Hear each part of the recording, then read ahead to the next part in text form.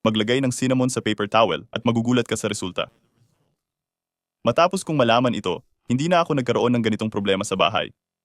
Sigurado akong hindi mo naisip gamitin ang paper towel sa ganitong paraan. Pero kapag nalaman mo kung para saan, tiyak na gagawin mo ito agad sa bahay. Kumuha ng isang paper towel at subukang gawing tuwid hanggat maaari. Ganito lang, pakinisin gamit ang kamay hanggang sa mabanat ng husto ang papel. Kapag nagawa na ito, gamitin natin ngayon ang cinnamon powder. Bago ilagay ang cinnamon, ilayo muna ito sa gilid ng papel. Para gawin ito, sukatin ang distansya ng dalawang daliri, tapos maglagay ng kaunting cinnamon sa gitna.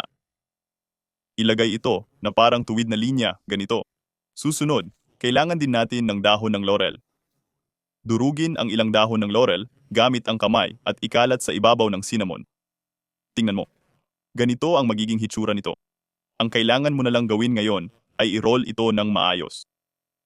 Pakahalagang tiklupin ang buong papel ng eksakto tulad ng ginagawa ko. At siguro nagtataka ka kung para saan ito. Ihahayag ko na para hindi ka mabitin sa paghihintay. Mananatili itong ganito.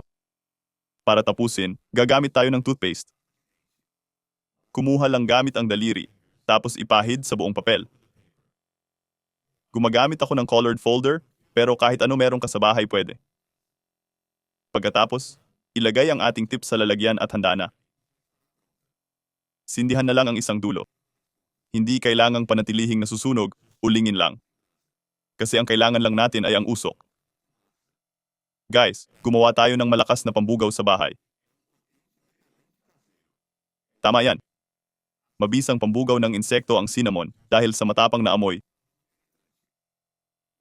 Nakakaiwas ito sa mga lamok, niknik, bubuyog, putakti, ipis, at ilang uri ng gagamba.